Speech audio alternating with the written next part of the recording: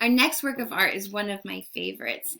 He is referred to as the calf bearer, or if you want to be fancy and use his Greek name, his name is Moschophoros, which translates to calf bearer. Okay, so the calf bearer, and he is a votive offering, a gift to the goddess Athena. So I've given you some of her stats. Athena is the goddess of wisdom and warfare, more specifically, justified warfare. Her attributes, her physical attributes, she's often wearing her helmet. She is outfitted with a spear and a shield, and sometimes she will have an owl with her. Her lineage is that she is another daughter of Zeus, the king of the gods. So this statue here, Moschophoros, the calf bearer, was originally placed in front of Athena's temple in Athens, Greece. We know this because we still have his base. Portions of his body have been destroyed and, are indicated here. I don't want you to think he had some kind of crazy fancy pants or anything. No, so he is statuary, broke at the knees, but we still have a little bit of his toe, and we still have his base. And on the base is the inscription. So we know who dedicated this and to which god. It was to Athena. And let me see, where's my notes? The base says that this was dedicated by a man named Rhonbos, Rhonbos. So Rhonbos had this made in dedication to Athena. He is presented here with a young male calf on his shoulders, and he holds the calf's legs, and you can see from this turn, see how his thigh comes forward? So he still has, or he has too, the indication of moving forward with that left leg, right? He's holding on to the legs of the calf as he walks forward, advances forward. He most likely would have been placed in front of the temple and would be forever or eternally presenting Athena with the gift of this calf. He would have been brightly painted, and what we would see is that he is completely nude. Look at that six-pack. What? Rhonbos is buff. Look at these amazing, sexy forearms and biceps. Oh my goodness. While he's completely nude, he does have a cape resting over his shoulders, and you can see it draping and clinging to his body. That cape probably would have been painted with some kind of a textile pattern. We see that his eyes are missing the inset of some kind of a colored rock, which would have made his eyes look much more lifelike. He also has the curled black hair. The smooth top of his head indicates he might have had some kind of a headdress or headgear or hat. Look at that little calf. So cute. We know it's a male calf because, well, we got his private parts over there. Oof. Now, this figure served as a votive offering to Athena.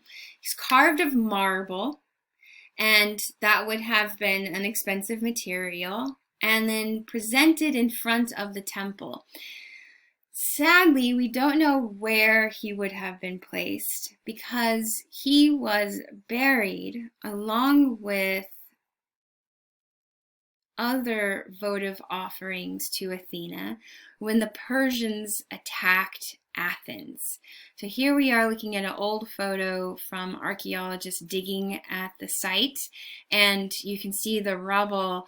The statuary, there's Moschophoros, statuary was buried underneath or underground in front of the temple as a way to protect it from the invading troops. This behavior is something that you've already seen before, right? The adorable votive statues from Sumer, those were found buried underneath the temple to protect them from invaders. These two had been buried underneath, and in that process, he lost, well, his original place, and he lost part of his leg and his beard too. Let's zoom in a little bit closer. So we are supposed to believe that this is Ronbos himself, and that he is giving this calf to Athena as a gift. The clear connection between the two is in this wonderful composition. What do I mean?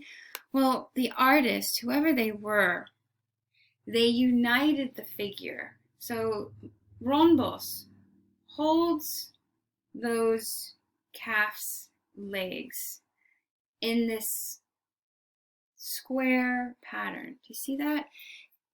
The line of the calf connects with the line of Ronbos in this X pattern. This X almost acts like a, I don't know, like a ribbon on a gift, right? So you clearly see Ronbos is giving this calf to Athena.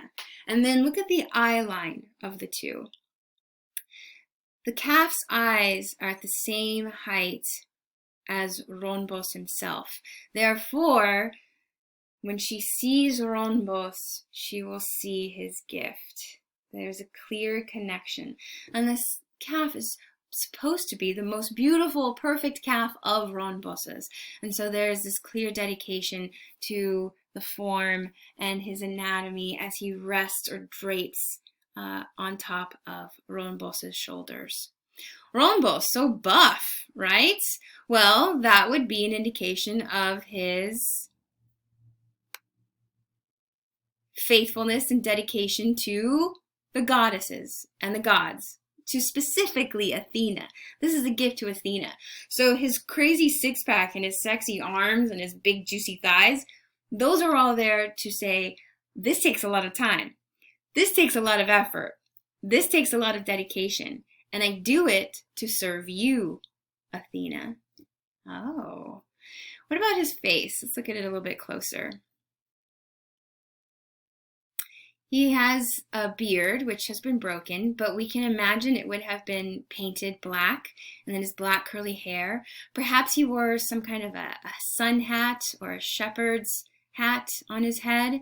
And then he's got this, what is that? Is he smiling?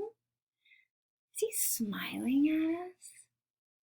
This smile we see in a lot of votive offerings from this period, to the point where we've given it a vocabulary term.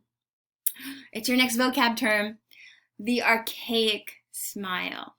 The archaic smile is not a literal smile, but an animation of the face indicating the figure was at the height of their physical beauty, real and alive. The archaic smile is a technique in which you enliven or make this figure seem even more lifelike. It's another kind of a shortcut that we see. So I don't want you to see the smile and think they're always happy and smiling. Instead, think of it as a way to animate the face and to indicate that they are at their prime of their life.